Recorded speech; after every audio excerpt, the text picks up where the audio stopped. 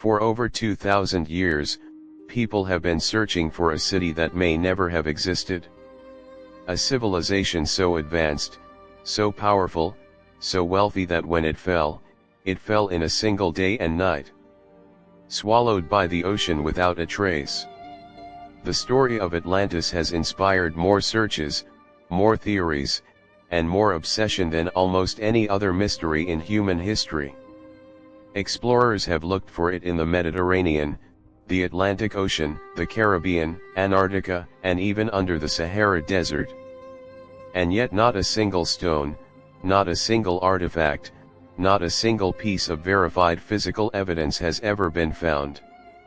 So is Atlantis the greatest unsolved mystery in history or the greatest hoax? The answer is stranger than either. Welcome back to the hidden archive where history hides its secrets.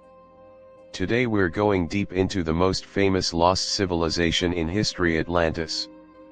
Where did the story come from? Is there any real evidence? And what do modern scientists actually think? Subscribe if you're new here, a new mystery every week. Let's get into it. Here is the fact that surprises most people: the entire story of Atlantis comes from a single source. One man. One account. Written around 360 BC. The Greek philosopher Plato described Atlantis in two of his dialogues, Timaeus and Critias. In these texts, Plato described a powerful naval civilization located beyond the Pillars of Hercules, what we now call the Strait of Gibraltar in the Atlantic Ocean. According to Plato, Atlantis was an island larger than Libya and Asia combined, ruled by a confederation of kings descended from the god Poseidon. Its people were extraordinarily advanced, rich in gold and silver, with magnificent temples, palaces, and a system of canals. Their military was powerful enough to threaten both Europe and Asia simultaneously. But the Atlanteans became corrupt over generations, consumed by greed and power. The gods decided to punish them.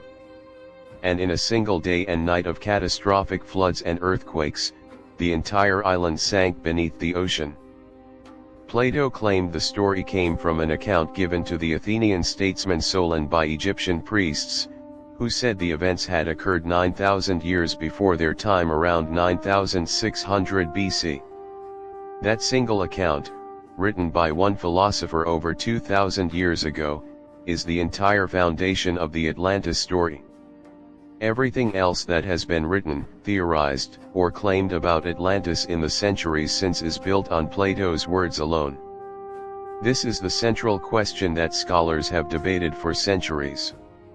Did Plato believe Atlantis was a real place, or was it a philosophical allegory, a fictional story designed to illustrate moral lessons about the dangers of corruption and hubris? Many classical scholars argue that Atlantis was clearly invented by Plato. The story appears in his dialogues, a literary form he used to explore philosophical ideas through fictional conversation. The details of Atlantis, its perfect geometric layout, its moral decline, its divine punishment, fit too neatly into Plato's philosophical worldview to be coincidental. And crucially, no other ancient Greek writer before Plato mentions Atlantis at all. If a civilization the size Plato described had actually existed and been destroyed, you would expect some trace of it in other historical records. There is none. On the other hand, Plato was very specific. He gave dates, dimensions, geographic locations, and political structures. He described Atlantis not as a myth but as a true story, using the Greek word for truth, not myth, to describe it. Some researchers argue that no philosopher would go to such lengths of specific detail simply for a moral fable. Regardless of what Plato intended, the search for Atlantis has been one of the most persistent obsessions in human history. Hundreds of locations have been proposed. Here are the most serious ones. The Mediterranean Santorini theory. The most scientifically supported theory links Atlantis to the volcanic island of Santorini in the Aegean Sea. Around 1600 BC, The island of Thera suffered one of the largest volcanic eruptions in human history, destroying the Minoan civilization on nearby Crete, triggering tsunamis across the Mediterranean, and potentially collapsing a major Bronze Age civilization virtually overnight. The parallels to Plato's story are striking: a powerful island civilization, destroyed suddenly by a catastrophic geological event. Some researchers believe Plato's account was a distorted memory of the Theran eruption, passed down through centuries of oral tradition before being written down by the Egyptian priest Solon spoke to. The dates don't match perfectly. Plato said 9600 BC, the Theran eruption was 1600 BC, but some researchers suggest a translation error may have multiplied the dates by 10. The Atlantic Ocean. The most literal reading of Plato places Atlantis in the Atlantic Ocean west of Gibraltar. Various locations have been proposed: the Azores, the Canary Islands, the Caribbean, even the mid-Atlantic ridge.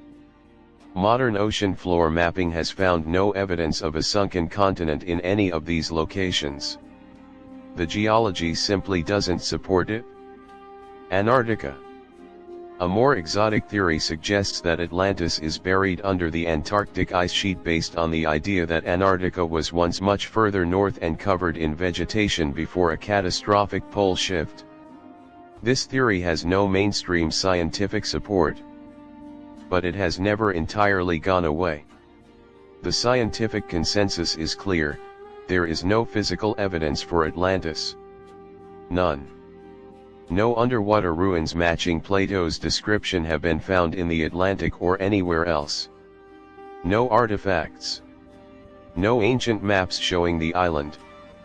No independent historical records.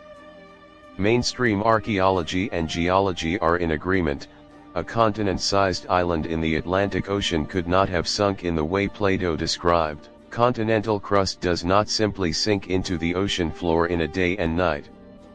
The geology is impossible. However, and this is important, that doesn't mean Plato's story had no basis in reality. The Theran eruption is real. The sudden collapse of the Minoan civilization is real. Catastrophic floods and geological events that destroyed ancient settlements are real and well documented throughout history. Many researchers now believe Atlantis is best understood not as a literal place, but as a myth built on a kernel of real historical memory, the distant echo of a real civilization destroyed by a real natural disaster, filtered through centuries of retelling until it became the story Plato recorded.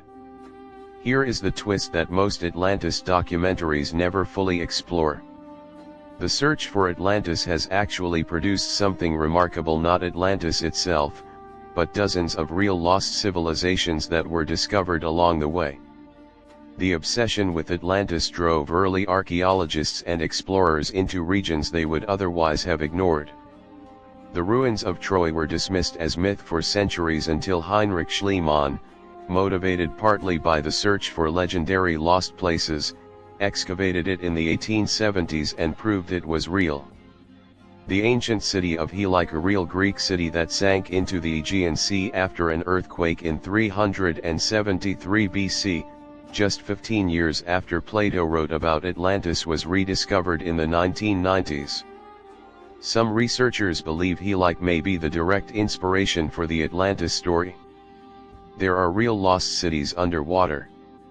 Real civilizations buried by floods and earthquakes. Real history waiting to be discovered.